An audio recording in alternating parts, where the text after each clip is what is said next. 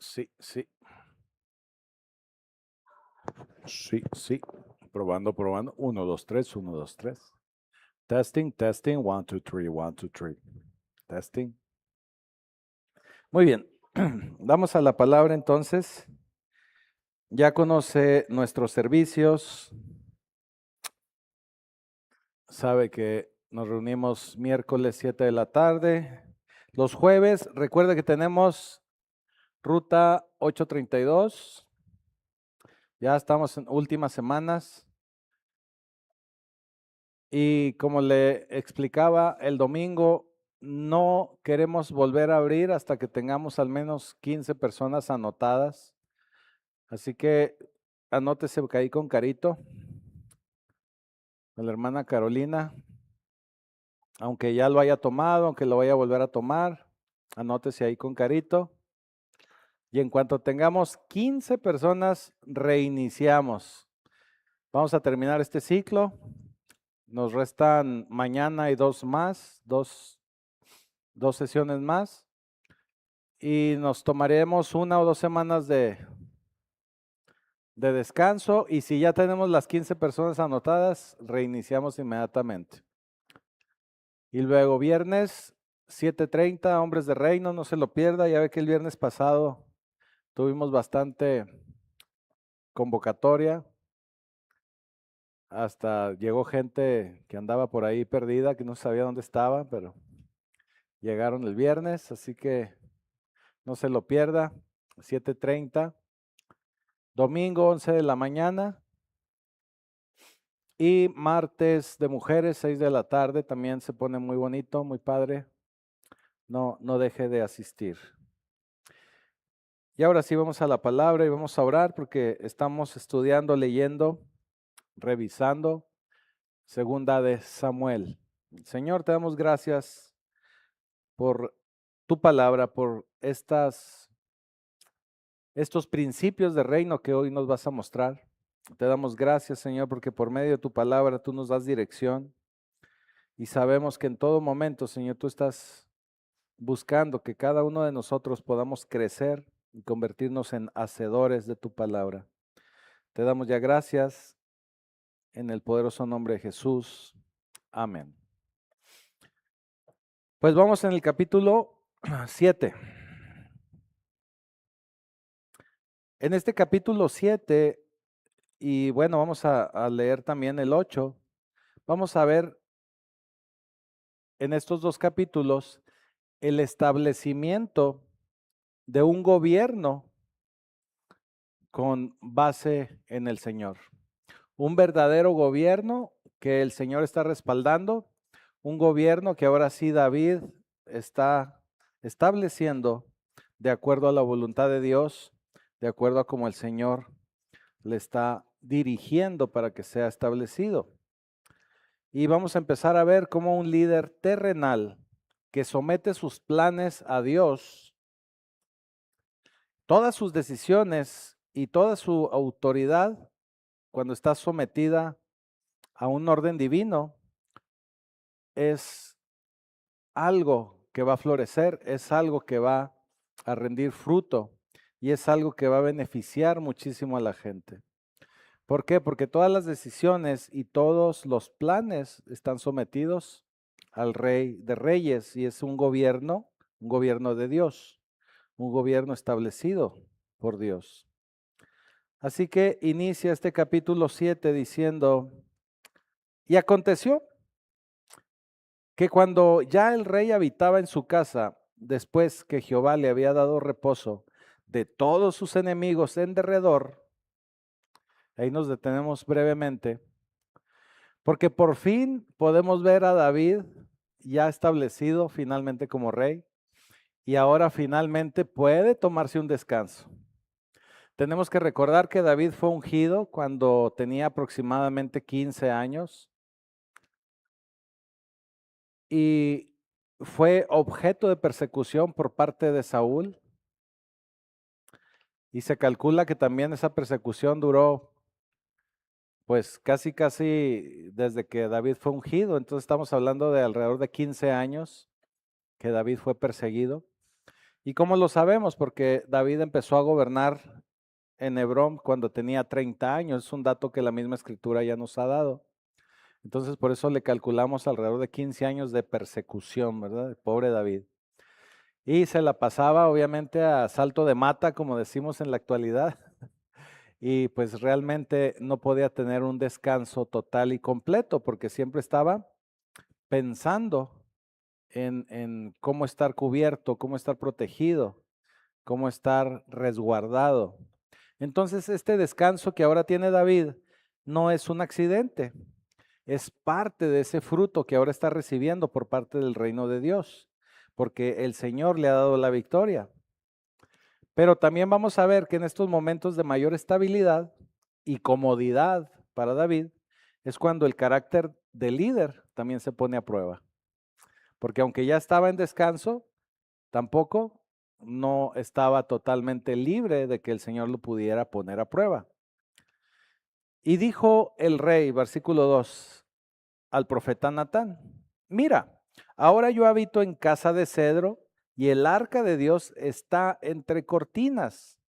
Y Natán dijo al rey: anda y haz todo lo que está en tu corazón, porque Jehová está contigo. David muestra una muy buena intención, porque David está pensando que mientras él está acostadote a gusto en su cama, en su palacio, el arca de Dios está entre cortinas, o sea, se refiere en las tiendas, como establecían se me fue la palabra, como se establecía el lugar santísimo, ¿verdad? El lugar santo, el templo de Dios. Y él pensaba que no era justo que él estuviera resguardado, mientras que la presencia de Dios que mostraba el arca habitar en una tienda. Natán de alguna manera le da luz verde pensando también de esa misma forma humana. Esto nos enseña que una buena intención o un plan que aparentemente es noble o espiritualmente es noble, no equivale, ojo con esto, no equivale a la voluntad de Dios. O sea, por muy buenas intenciones que usted tenga, no equivale o no podemos estar seguros que sea algo que esté en la voluntad de Dios. ¿Sí? ¿Por qué?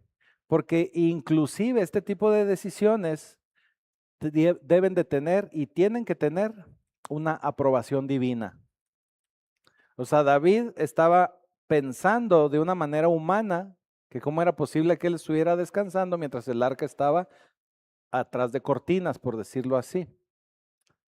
Pero aún eso tenemos que avalarlo y tenemos que consultarlo con Dios. Aconteció aquella noche que vino palabra de Jehová a Natán, diciendo: ve y di a mi siervo David, así ha dicho Jehová, tú me has de edificar casa en que yo more. Pregunta, ¿verdad? Es pregunta retórica. Ciertamente no he habitado en casas desde el día en que saqué a los hijos de Israel de Egipto hasta hoy, sino que he andado en tienda y en tabernáculo, y en todo cuanto he andado con todos los hijos de Israel, he hablado yo palabra a alguna de las tribus de Israel, a quien haya mandado apacentar a mi pueblo de Israel, diciendo: ¿por qué no me habéis edificado casa de cedro? Vaya, en otras palabras, dice Dios, en todo lo que hemos andado desde que salimos de Egipto, ¿a poco yo me he quejado y le he pedido a alguna de las tribus: oye, pues constrúyeme una casa? ¿Verdad? Lo pregunta de manera retórica. Sabemos la respuesta y sabemos que no es así. Así que Dios interviene esa misma noche a través de Natán para frenar, para detener ese proyecto que David ya estaba echando a andar en su cabecita loca. Nosotros como seres humanos somos muy buenos para hacernos un chorro de planes. Aquí lo hemos dicho y lo hemos repetido en varios mensajes. Cualquier plan que usted tenga, por muy noble que éste sea, tiene que estar sometido a la aprobación de Dios. no al revés. No es, Señor, mira, aquí está mi agenda, bendíceme. No, es, Señor, estamos planeando hacer esto, estamos planeando hacer aquello. Está de acuerdo a tu voluntad, así es como debe de ser. Obviamente en oración, obviamente de acuerdo a su palabra. Entonces, Dios no necesita que los seres humanos, eso así lo tenemos que entender, Dios no necesita que los seres humanos le edifiquen estructuras para contenerlo. Él es el dueño de la casa, no se somete a nuestros esquemas humanos de grandeza. Él no es un humano, Él no piensa como nosotros, así que nosotros no lo podemos contener en una estructura. Mismo, si usted recuerda cuando leímos y estudiamos el libro de los Hechos, mismo Pablo cuando se enfrentaba a los fariseos, que los fariseos hablaban con mucho orgullo acerca del templo, Pablo en varias de sus disertaciones retóricas les decía, es que no es la tierra, ni es el templo. O sea, estamos hablando de la resurrección, estamos hablando de Jesucristo mismo, pero nada tiene esto que ver con un pedazo de tierra o con una construcción o una estructura. Pablo mismo así lo enseñaba. Entonces es parte de lo que Dios aquí le está diciendo a Natán. Ahora pues, sigue diciendo, dirás a mi siervo David, así ha dicho Jehová de los ejércitos, yo te tomé del redil, de detrás de las ovejas, para que fueses príncipe sobre mi pueblo, sobre Israel, y he estado contigo en todo cuanto has andado, y delante de ti he destruido a todos tus enemigos, y te he dado nombre grande como el nombre de los grandes que hay en la tierra. Dios le recuerda a David, o le manda a recordar a David por medio de Natán, su origen modesto. Recuerden que David fue traído de andar allá correteando ovejas, de andar en los montes allá donde el papá lo tenía escondido. Y eso es lo que le manda a decir. Eso significa que Dios le está diciendo que nadie asciende en el reino por mérito propio. O sea, nadie sube a gobernar por su linda cara o por su inteligencia, vamos a decirlo, sino que toda autoridad delegada es resultado de la gracia y del llamamiento de Dios. Así que el verdadero liderazgo nos recuerda constantemente y debemos recordar constantemente de dónde el Señor nos ha sacado. ¿Por qué? Porque cuando nosotros nos mantenemos con los pies en la tierra y mantenemos nuestro origen humilde, podemos servir de esa manera, con humildad, porque eso es lo que busca Dios de cada uno de nosotros. Si nosotros nos empezamos a enaltecer, pierde sentido el que el Señor nos levante o nos ponga en una posición de liderazgo. ¿Sí? Además, yo fijaré lugar a mi pueblo Israel y lo plantaré para que habite en su lugar y nunca más sea removido. Ni los inicuos le aflijan más, ni los inicuos le aflijan más como al principio. Desde el día en que puse jueces sobre mi pueblo Israel. Y aquí nos detenemos brevemente porque Dios está diciendo que Él va a poner un lugar seguro, lo está prometiendo. Dice, donde no van a ser oprimidos por los malvados. Pero sigue diciendo, y a ti te daré descanso de todos tus enemigos. Asimismo Jehová te hace saber que Él te hará casa. O sea, tú no me tienes que hacer casa a mí, yo te voy a hacer casa. Y aquí viene una cuestión bien interesante y bien importante, porque aquí viene una inversión teológica, vaya, se invierte el sentido. David quería construirle una casa, un templo a Dios, pero Dios aquí está declarando que Él es el que le va a construir una casa a David.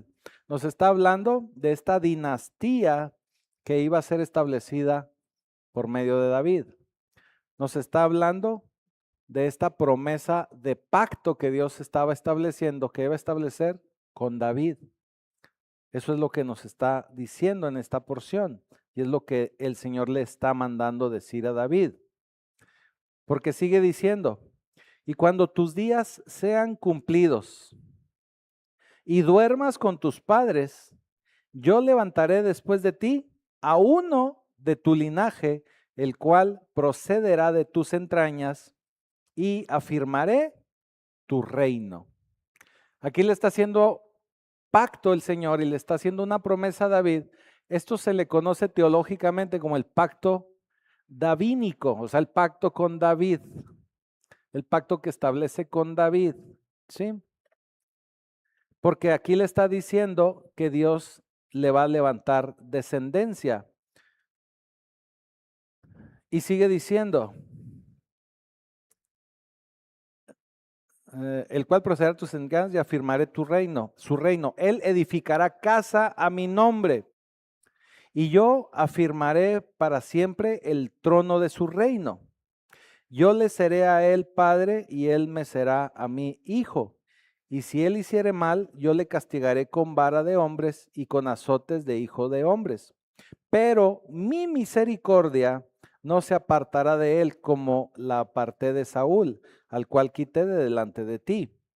Y será afirmada tu casa y tu reino para siempre delante de tu rostro, y tu trono será estable eternamente. Aquí el Señor está terminando de proceder con ese pacto que está estableciendo con David, porque le está diciendo que un descendiente de David, y todos sabemos que fue Salomón, es quien va a edificarle ese templo físico, ese templo que David estaba buscando edificar, donde Dios será para él un padre y si comete iniquidad lo va a corregir con vara de hombres, así le dice, pero no va a quitar su misericordia como lo hizo con Saúl.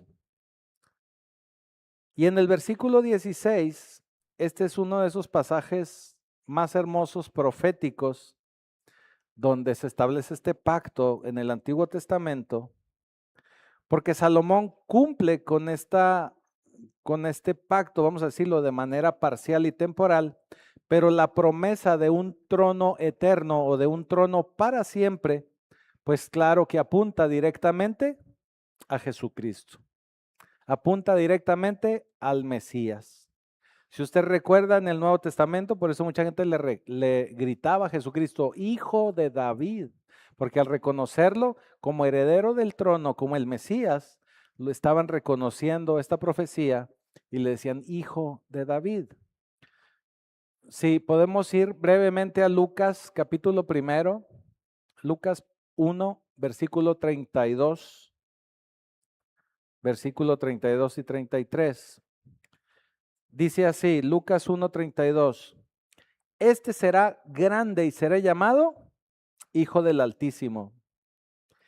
Y el Señor Dios le dará el trono de David, su padre. Y reinará sobre la casa de Jacob para siempre, y su reino no tendrá fin. Nos está hablando de este reino eterno que el Señor estaba prometiendo para la casa de David. Así que Jesús es ese hijo de David que va a encarnar plenamente el reino de Dios y que va a traer un gobierno eterno y un gobierno inamovible. Eso es lo que se está estableciendo por medio de este pacto.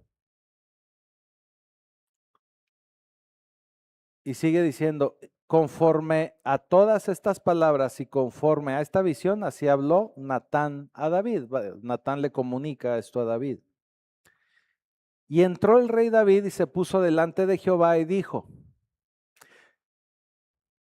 Señor Jehová, ¿quién soy yo y qué es mi casa para que tú me hayas traído hasta aquí?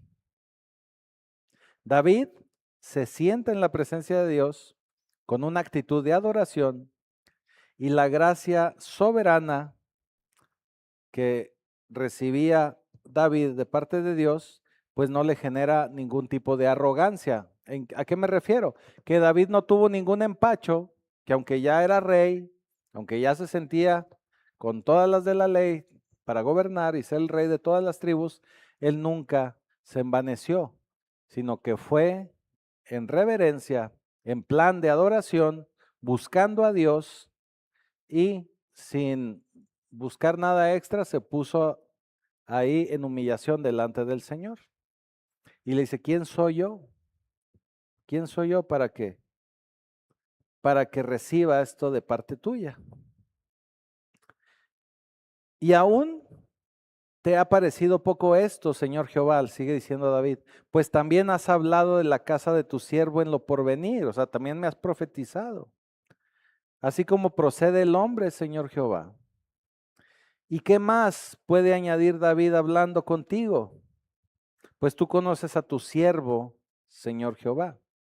Todas estas grandezas has hecho por tu palabra y conforme a tu corazón, haciéndolas saber a tu siervo. Por tanto, tú te has engrandecido, Jehová Dios. Se fija que en todo lo que hace la oración David es Jehová Dios, ¿sí? Por cuanto no hay como tú, ni hay Dios fuera de ti, conforme a todo lo que hemos oído con nuestros oídos. ¿Y quién como tu pueblo, como Israel, nación singular en la tierra? Porque fue Dios para rescatarlo por pueblo suyo y para ponerle nombre y para hacer grandezas a su favor y obras terribles a tu tierra, por amor de tu pueblo que rescataste para ti de Egipto, de las naciones y de sus dioses. Wow. Aquí David obviamente está magnificando la grandeza de Dios. Eso es rendirle adoración a Dios. Eso es verdaderamente adorar al Señor, hablar de sus maravillas, hablar de sus favores, hablar de su grandeza. Es parte de lo que yo les mencionaba en alguna ocasión que les hablaba acerca de tengamos cuidado con la música, con la adoración que oímos o que pensamos nosotros que estamos adorando, pero no todas las canciones son adoración, ¿sí? No todo es adoración. Y el día que lo dije, un hermano como que se molestó y ya no volvió, pero se lo vuelvo a decir. No quiere decir que no las escuche, aclaro, aclaro. No quiere decir que si alguna a usted le late y lo hace sentir, pues adelante. Pero tenemos que entender que la adoración es otro boleto, ¿sí? Por ejemplo, si yo levanto mis manos aunque no tenga fuerza, eso es almático. Eso a mí me hace sentir bonito. Es como si canto Dulces Princesas o todo ese rollo, ¿verdad? ¿O cómo se llaman esas? ¿Eh? ¿No? ¿Cómo se llama eso? No me acuerdo. Como si cantara cualquier otra, ¿sí? Pero es almática. Pero la verdadera adoración es exaltar el nombre de Jehová. Es hablar de sus maravillas, es hablar de la grandeza de nuestro Dios, de la grandeza de su nombre, de la grandeza de sus proezas. ¿Sí? Muy bien. Es que no me acordé cómo se llama la canción que canta este hombre, pero. Así que Dios magnifica la grandeza del Señor, reconoce que no hay nadie como Él y que Israel es un pueblo único, porque Dios mismo fue a redimirlo para hacerlo su pueblo. ¿Sí? Ahora pues, dice en el 25, Jehová Dios, confirma para siempre la palabra que has hablado sobre tu siervo y sobre su casa, y haz conforme a lo que has dicho. Y haz conforme a lo que has dicho.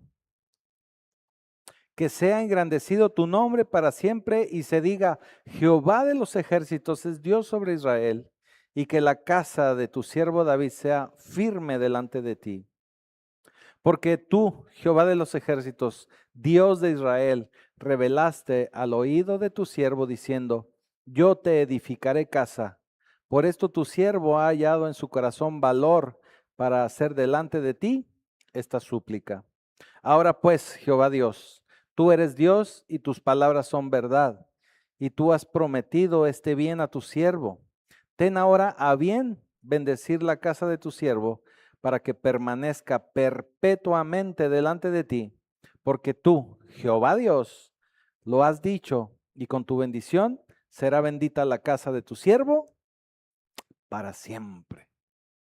Se fija, todo esto es una adoración, obviamente también es una oración.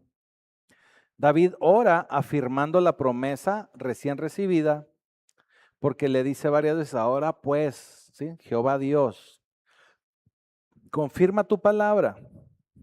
Esto nos habla de que la oración eficaz dentro de la agenda del reino, dentro de lo que Dios está buscando para nosotros, es algo fiel y verdadero que no tuerce la voluntad de Dios, sino que se va alineando a las promesas de Dios. ¿Sí me explico? ¿Qué quiere decir? Que nuestras oraciones, hermanos, tienen que estar fundamentadas en el deseo de Dios. ¿Sí me estoy explicando? Tenemos que orar, por eso tenemos que orar de acuerdo a su palabra. Por eso es bueno aprendernos salmos, es bueno aprendernos pasajes, porque cuando estemos orando tenemos que orar de acuerdo a su palabra. No podemos estar orando sin ton y son, porque el orar sin ton y son, eso nos hace divagar demasiado, y si no está alineado y si no es alineado a los deseos de Dios, claro que no lo va a cumplir. Es como si yo de buenas a primeras le digo, Señor, oro para que me llegue ese dinero de la pensión para irme de vacaciones a Europa. O sea, ¿viene eso en su palabra? No. Entonces no puedo estar orando en algo tan banal como eso. ¿Sí me estoy explicando? Sí. No podemos orar de esa manera. Por eso muchas veces no recibimos lo que pedimos. La misma escritura nos lo dice, no reciben lo que piden porque piden mal. Porque pedimos de acuerdo a nuestro corazón y no de acuerdo a lo que está revelado en su palabra.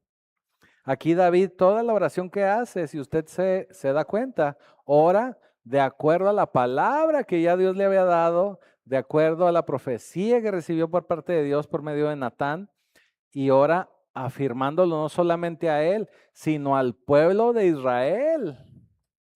Esa es otra situación y otro problema que también a veces tenemos, hermanos, que pedimos nada más para mí y para mí y para mí, y el Señor no cumple la ley del asadón.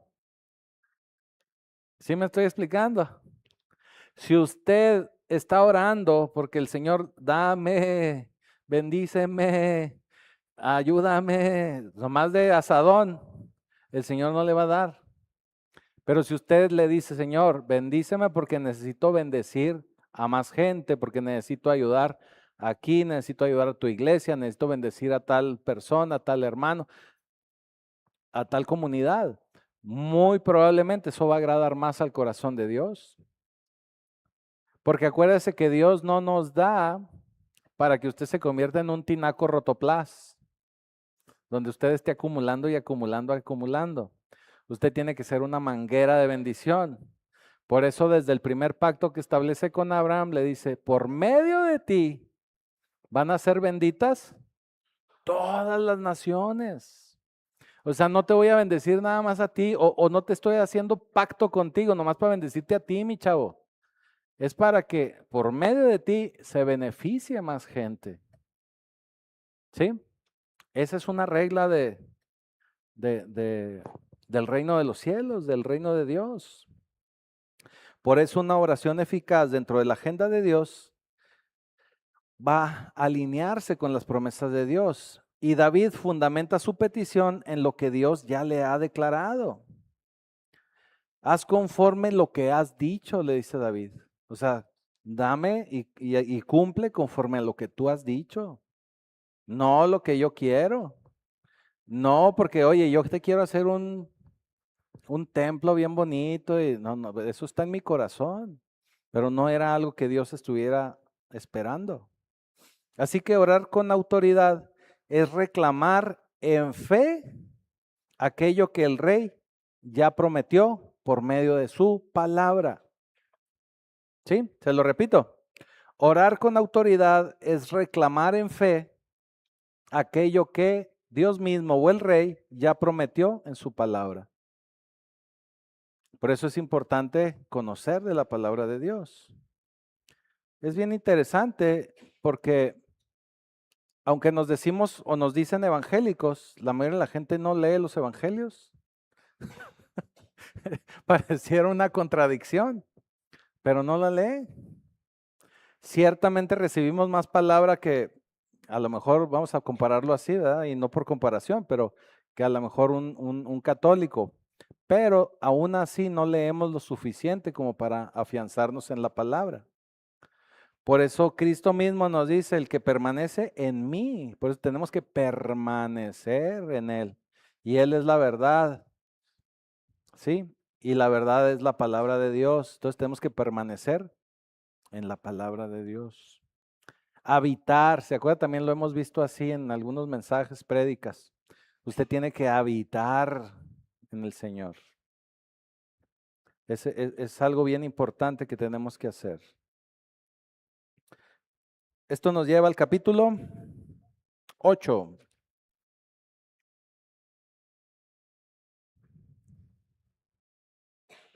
Así que una vez que se establece este pacto con David, esto que acabamos de ver en el 7, ahora se empieza a mostrar ese impacto del reino de los cielos, cómo impacta el reino terrenal. Y esto es lo que nos empieza a mostrar el capítulo 8. Ahora ese poder que viene de Dios de los cielos empieza a impactar mediante victorias que David empieza a tener, victorias militares y también una administración de reino en la tierra, pero con una administración con visión de lo celestial, ¿sí? Y empieza así, dice, después de esto, aconteció que David derrotó a los filisteos y los sometió. Y tomó David a Meteg Amá de mano de los filisteos. Nos habla de acontecimientos ya históricos de Israel como Meteg Amá, que era una metrópoli, pero que ahora tenía David el control de esa ciudad y era un control estratégico el poder tener dominada esa ciudad. Y luego sigue diciendo, derrotó también a los de Moab. Eso significa que derrotó a los moabitas. Los midió con cordel, haciéndolos tender por tierra, y midió 2 cordeles para hacerlos morir, y un cordel entero para preservarles la vida. Y fueron los moabitas siervos de David, y pagaron tributo. Fíjese qué interesante. Así que los moabitas pasan a ser siervos tributarios del reino con David.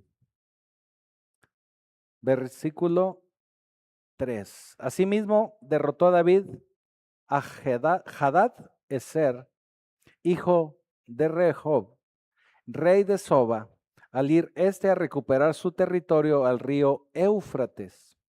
Y tomó David de ellos 1,700 hombres de a caballo y 20,000 hombres de a pie. Y desjarretó David los caballos de todos los carros, pero dejó suficientes para 100 carros. Pero dejó suficientes para 100 carros, dice David. Aquí hay algo bien interesante, porque cuando derrota a David a Hadadezer, el rey de Soba, David toma 1,700 de a caballo y 20,000 hombres de a pie.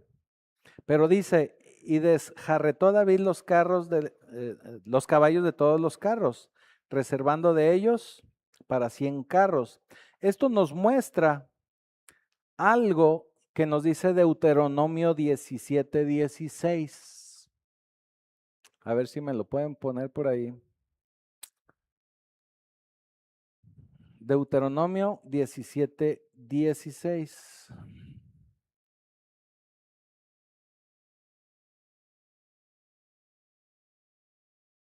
¿Sí? Dice, pero él no aumentará para sí caballos, ni hará volver al pueblo a Egipto con el fin de aumentar caballos, porque Jehová os ha dicho, no volváis nunca por este camino. En otras palabras, Dios prohibió a los reyes acumular caballos. ¿Por qué? Porque si ellos acumulaban caballos, eso significaba que ellos estaban empezando a confiar más en sus armas de guerra terrenales, en sus ejércitos, que en el poder de Dios. Entonces, Dios por eso les prohibió que acumularan. El líder de reino, el líder de reino de los cielos debe rehusar apoyarse en los caballos. Eso nos habla de la autosuficiencia terrenal. Significa que usted no debe de confiar en recursos, no debe de confiar en alianzas o en algún tipo de manipulación. Usted debe de depender únicamente de la protección de Dios. ¿Sí? Por ejemplo, si usted está confiando en algo terrenal para cumplir un objetivo, eso no es fe. Usted está ya confiando en algo terrenal, no es fe. Le voy a platicar una historia así rápidamente porque creo que viene a colación. En alguna ocasión conocimos a una persona de una iglesia cuyo nombre no me quiero recordar, que decía, fíjese, ella decía que Dios le había dicho, ya sabemos que eso no es así, no era cierto, pero ella decía, Dios me dijo que hiciera un carro alegórico con un remolque, porque iban a hacer un desfile y la habían invitado, entonces ella quería hacer un carro alegórico para el desfile, para evangelizar. ¿Sí? Ok. Ese era el sueño. Entonces dijo ella, pues yo necesito un remolque. Entonces me puse a orar con mucha fe por un remolque. Y resulta que el marido pues tenía recursos y el marido fue y le compró el remolque. Ella le dijo al marido, cómprame un remolque y él fue y se lo compró. Entonces, ¿eso fue producto de la fe en Dios? No, ella se confió en que el marido tenía recursos, porque ni siquiera lo que ella dijo que Dios le dijo, pues ni siquiera eso era real. ¿Sí me estoy explicando? Pero cuando ella lo platicaba, cuando esta persona lo platicaba, pues lo platicaba así como que no, tan grande es Dios y tan grande fue mi fe, que ahí está el remolque, miren. Tan grande fue mi fe que mi marido me compró el remolque. O sea, son de esos pequeños ejemplos que tenemos que entender. Mire, a veces escuchamos, y yo lo hemos platicado, lo platicamos a veces haciendo en lo cortito ahí la pastora y su servidor. Luego oímos del testimonio del amigo, del primo, del sobrino, del no sé cuándo.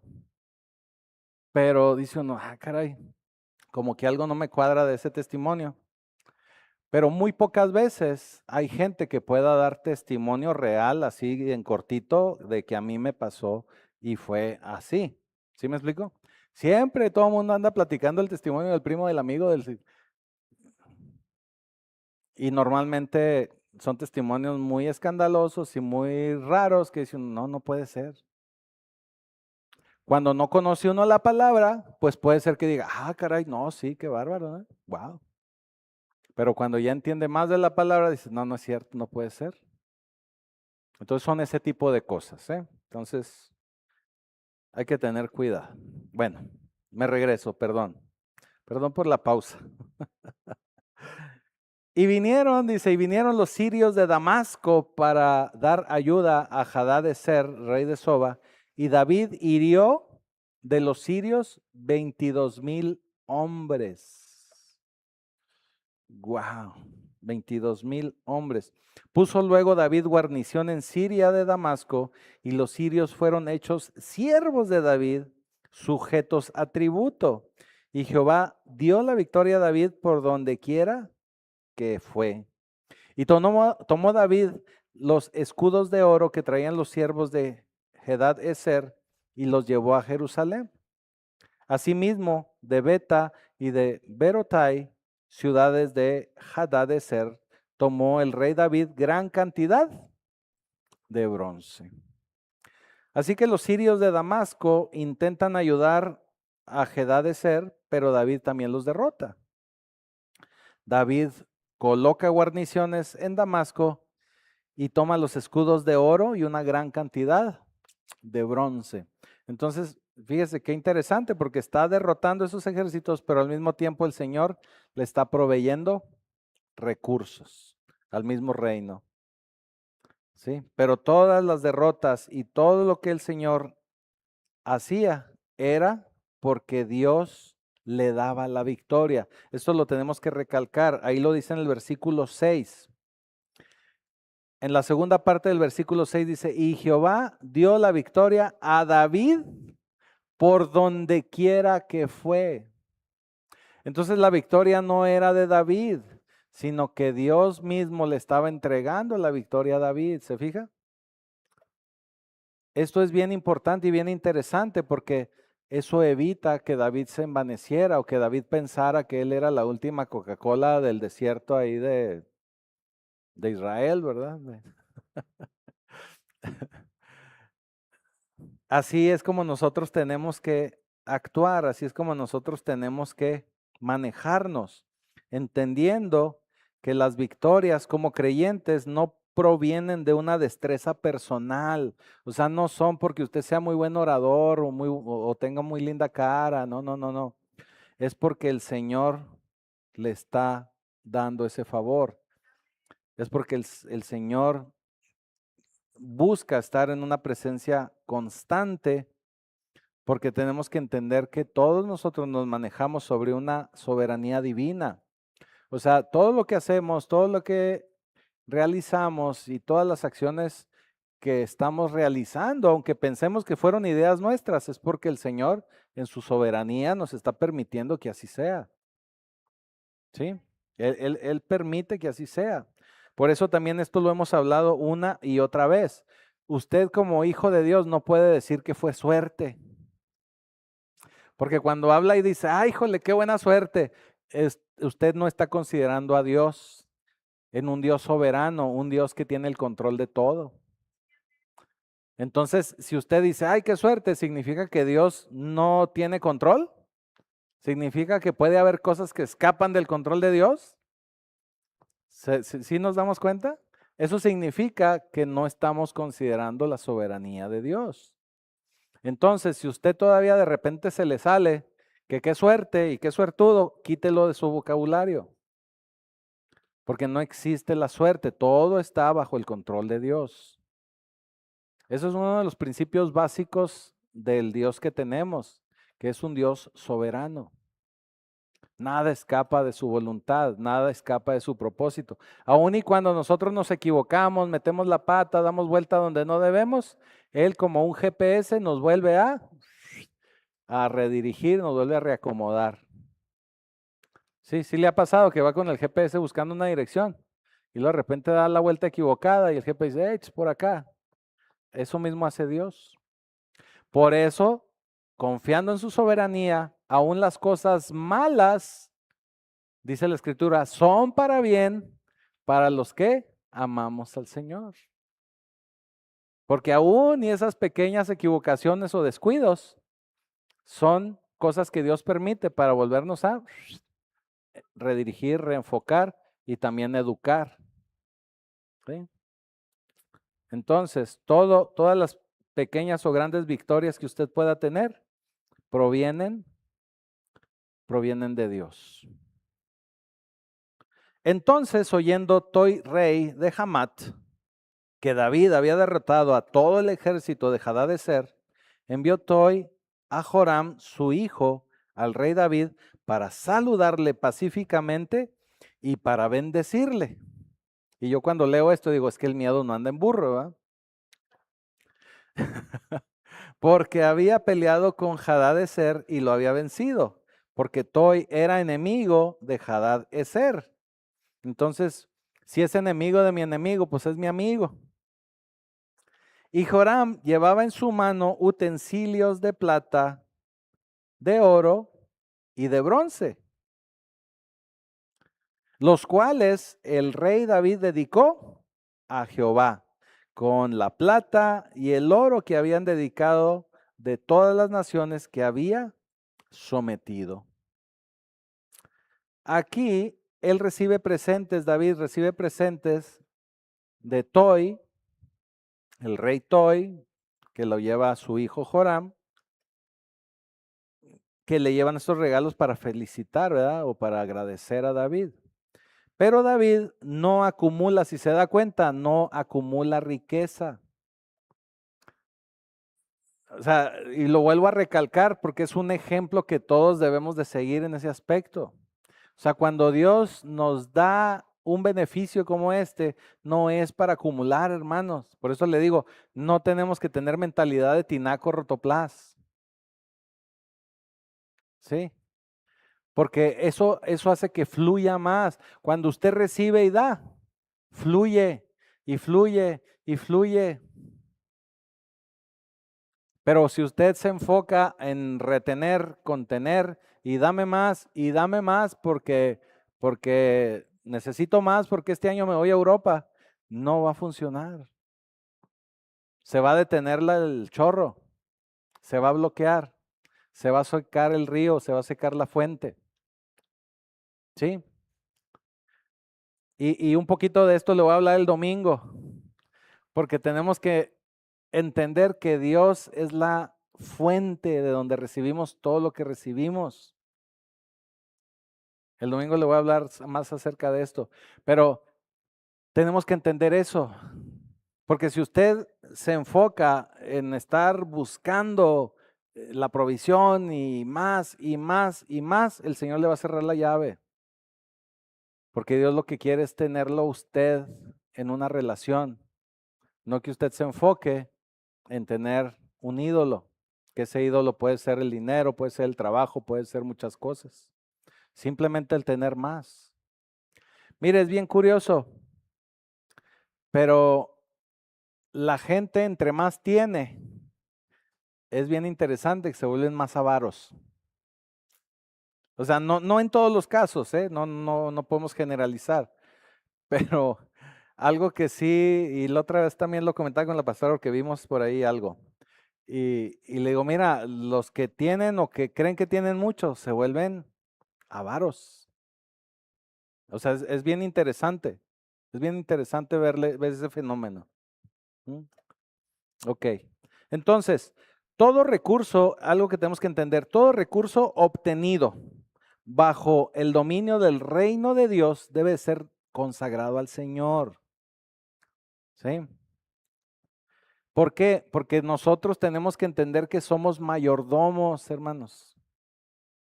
O sea, no es porque usted lo trabajó, no es porque usted y disculpe la palabra, no es porque usted se fregó, no, es porque el Señor le está entregando. Es porque al Señor le place entregarle por esa vía, por ese recurso, pero esa no es la fuente. Usted debe ser un buen mayordomo, reconociendo que la prosperidad, los triunfos y todo lo que usted recibe proviene del Rey verdadero, de Jehová de los ejércitos, o el Señor Jehová, como decía David ahorita, ¿sí? Todo proviene de Él. Así que dice en el versículo 11, los cuales el rey David dedicó a Jehová con plata y oro, que habían dedicado de todas las naciones que había sometido.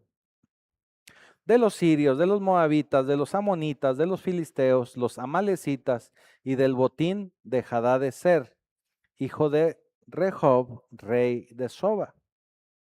Así ganó David fama, fíjese. Cuando regresaba de derrotar a los sirios, destrozó a 18,000 edomitas en el Valle de la Sal. Y puso guarnición en Edom, por todo Edom puso guarnición, y todos los edomitas fueron siervos de David. Y Jehová dio la victoria a David por donde quiera que fue. Fíjese que lo vuelve a repetir el Señor, ¿sí? Lo vuelve a repetir. Jehová dio la victoria a David por donde quiera que fue. Así que nos vuelve a decir que el éxito es porque Dios, Jehová, le estaba dando las victorias, ¿sí? Y reinó David sobre todo Israel, y David administraba justicia y equidad a todo su pueblo. Y aquí nos da una muestra de su gabinete. El gabinete de David, el gabinete de gobierno.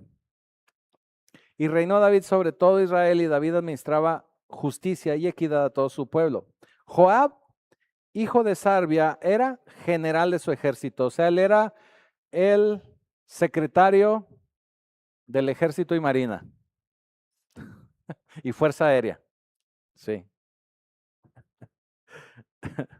Josafat, hijo de Ahilud, era cronista. O sea, Josafat era el de la mañanera. Sí. Sadoc, hijo de Ahitob, y Ahimelech, hijo de Abitar, eran sacerdotes. Eran los que ministraban al Señor. Seraías era escriba, o sea, él era el del periódico. Benaya, hijo de Joiada, estaba sobre los seteros y peleteros, y los hijos de David eran los príncipes. Así que en el versículo 15, así tan escueto como parece, porque dice, y reinó David sobre todo Israel, y David administraba justicia y equidad a todo su pueblo, nos está sintetizando la verdadera manifestación del reino de Dios en la sociedad que gobernaba David. Significa que había justicia, que había una alineación con Dios, una alineación moral para con Dios. Nos dice que había equidad, o sea, era imparcial, había un trato recto, justo, igualitario para toda la gente. Y eso es muy importante para cualquier gobierno que busque gobernar con una bendición divina, con una bendición que venga de Dios. Por eso, si usted ve los gobiernos que no están gobernando bien, voy a decirlo así, así lo dejo, no tienen justicia ni tienen equidad. Son gobiernos injustos y son gobiernos que no son parejos. A los de al lado o a los del mismo partido, todas las bendiciones, y a los contrarios, pues todo lo que venga con la ley, ¿verdad? Bueno, la ley de ellos. Y obviamente, pues no hay una justicia. Así que un liderazgo que no practica esa justicia social y moral, pues no es un gobierno que venga de parte de Dios. No es un gobierno que refleje el reino de Dios. Y luego vemos la estructura del gabinete de David y le decía, Joab es el jefe del ejército. Ellos están encargados de la defensa. Josafat era el cronista. Tal vez como cronista no nos dice mucho, pero tenemos que entender que en esa época un cronista era el encargado de la administración y de la historia del pueblo. Que todos los grandes pueblos siempre tienen a alguien que está escribiendo, narrando los acontecimientos. Los sacerdotes, bueno, pues sabemos que se encargan de la cobertura espiritual. El escriba, en este caso Seraías, se encargaba de las relaciones y de los recursos. Benaya era el jefe de la guardia real. En otras palabras, era el jefe de seguridad. Y obviamente los hijos de David pues se movían como príncipes de la corte, pero también eran considerados oficiales. Si se da cuenta, el reino de Dios no es un caos. O sea, El reino de Dios y todos los gobiernos que vienen o que emanan de Dios deben de tener orden, porque tenemos un Dios de orden y los gobiernos tienen que tener ese orden. El reino de Dios no es un caos, no hay desorden en ese gobierno y hay una delegación de responsabilidades. Obviamente tiene que haber personas idóneas para cada uno de esos puestos o responsabilidades y que puedan fluir eficazmente para el pueblo, para la comunidad. Por eso es muy importante que si usted, y lo voy a decir así, si usted tiene un puesto de liderazgo, un puesto de coordinación, un puesto de lo que sea que sirva aquí en la iglesia o en algún ámbito, pues lo haga con toda diligencia y lo haga con ese orden que Dios nos pide que tengamos. ¿Sí? ¿Por qué? Porque de esa manera, si usted trabaja y fluye eficazmente para la comunidad, eso nos va a hablar de que el Señor está con usted. Y obviamente capacitarse es muy importante. Y aquí lo hemos hablado para lo que nosotros le decimos llamado, ¿verdad? Aquí en las iglesias mucha gente le dice el llamado, ¿verdad? Nosotros, usted nos conoce y lo hemos dicho muchas veces, cuando hay un llamado, está bien. Si usted siente ese llamado, qué bueno. Pero con el llamado debe de venir vocación. Por ejemplo, si usted se va a dedicar a ser maestra, a dar clases, pues tiene que gustarle dar clases, o sea, tiene que tener la vocación. Si usted piensa que su llamado es para tal cosa, pero no tiene la paciencia, no tiene el amor para hacerlo, pues no es su vocación, no tiene vocación. Yo le pongo el ejemplo, por ejemplo, de un dentista. Para mí, yo lo digo para mí, ¿eh? Así como que imaginarme andar en la boca de la gente, a mí no es lo mío. Se requiere vocación. Un podólogo igual, se requiere vocación. ¿Sí? ¿Me estoy dando a entender? Ok. Es que tengo un llamado a dentista, pero no me gusta andar ahí, pues entonces no tiene vocación. Y luego, vamos a suponer que sí, ya tiene el llamado, tiene vocación, ok, sí me gusta hacerlo. Y tercero, pues hay que capacitarnos entonces. Porque no se trata, no, es que el Señor me va a capacitar, por eso llama a cualquiera, porque Él me capacita. No, o sea, Él me va a dar la capacidad. No, usted tiene que tomar la responsabilidad de capacitarse. ¿Sí? O sea, no, el Señor no le va a meter los libros ni las lecturas así a fuerzas. Sí, usted tiene que capacitarse. Sí, muy bien. Ahora sí, le voy a dar, hoy traigo 4 puntos de lo que hoy recibimos y una especie de resumen, ¿verdad? Lo que acabamos de ver. Número 1, todos nuestros planes tienen que estar alineados al reino de Dios. ¿Sí?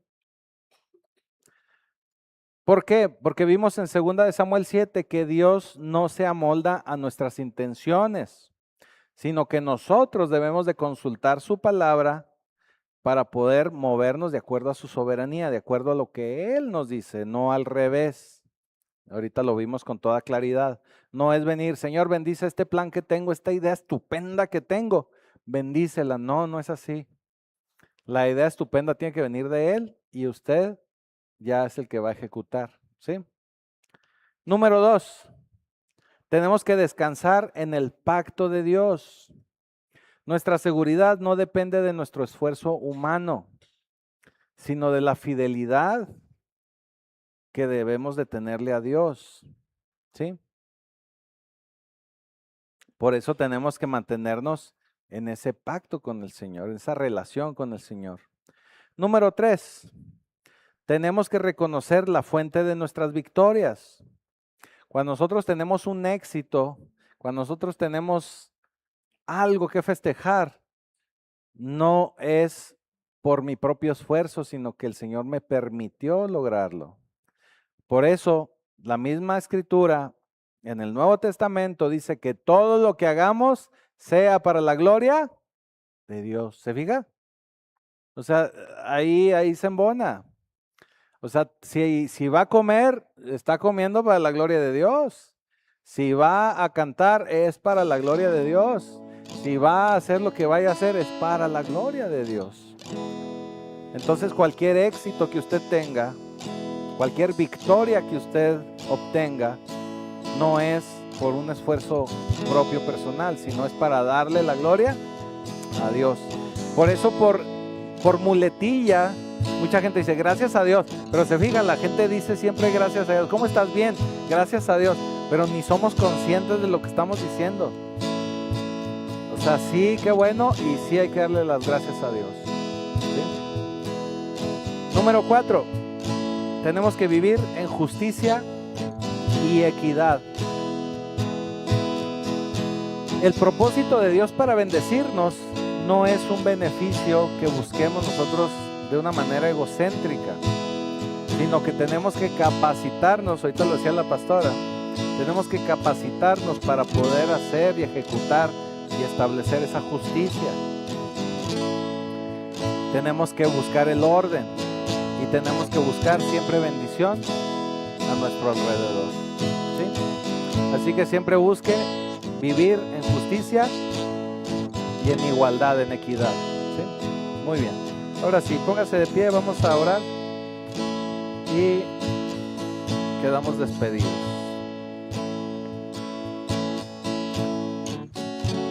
Señor, te damos gracias, Padre, por estos principios de reino. Te damos gracias por esta lectura. Y sabemos, Señor, que tú nos seguirás capacitando y nos seguirás dando victorias en lo personal, pero también nos seguirás dando victorias como comunidad, como iglesia, para seguir proclamando que tú eres nuestro Dios, que tú eres quien reina en nuestras vidas, que tú eres quien dirige nuestros pasos. Y te damos gracias por ello, Señor, porque en todo momento podemos ver tu mano poderosa en nuestra vida. Te damos ya gracias y te agradecemos en el poderoso nombre de Jesucristo.